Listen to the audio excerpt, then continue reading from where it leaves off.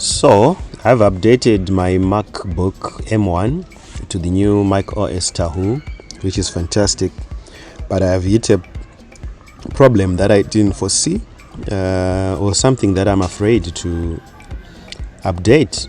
I've gotten to a part where my MacBook is asking me to configure my display.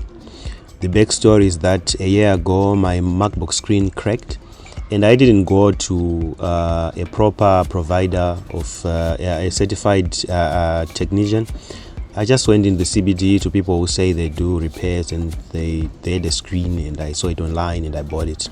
But now, because my MacBook is asking me to update my screen because of this new macOS Tahoe, which sort of picks up if there is a part that was replaced on your computer, which is an amazing technology really. It picks up that this was not the original part on your computer, you fixed it. But then it's asked me to configure that part. As you can see, the whole write-up of that whole thing of how it reads now if you have put new parts. So it's asking me to configure.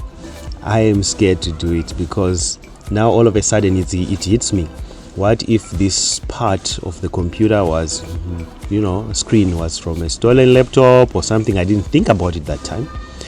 I just wanted my screen to work because I had a job that I was doing. What if I update it and my MacBook is disabled, screen is disabled?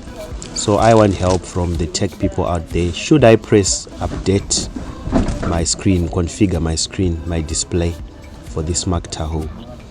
That's the question I have. Appreciate your help.